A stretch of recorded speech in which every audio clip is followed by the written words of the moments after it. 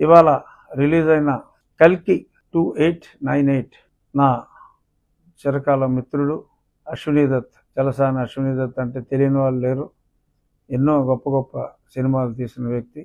అలాగే నాగ్ అశ్విన్ దత్ గారి అల్లుడు.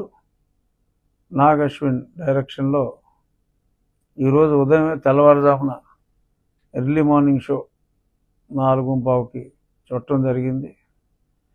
మన పురాణాలని గౌరవిస్తూ మన మహాభారతంలోని ఒక ఘట్టాన్ని ప్రేరణగా తీసుకుని పాండవుల వంశాంకురం అంటే అభిమన్యుడి వంశాంకురాన్ని అంతమొందించిన అశ్వత్థామ దగ్గర నుంచి ఆ కథని తీసుకెళ్ళిన విధానం అంటే మన మైథాలజీలో స్టార్ట్ అయ్యి అక్కడి నుంచి టెర్మినేటరు, స్టార్ వార్సు ఇటువంటి చిత్రాలను తలదిన్నే రీతిలో ఆ అవుట్లైన్తో మళ్ళీ క్లైమాక్స్కి వచ్చేటప్పటికి మళ్ళీ పురాణం క్యారెక్టర్స్ని తీసుకొచ్చి కల్కి 2 ఎప్పుడు వస్తుందా, కల్కి 2 ఎప్పుడు వస్తుందా అని కట్టప్ప బాహుబలిని ఎందుకు చంపాడని చెప్పి అప్పుడు ఎంత టెన్షన్ పడ్డారో జనం.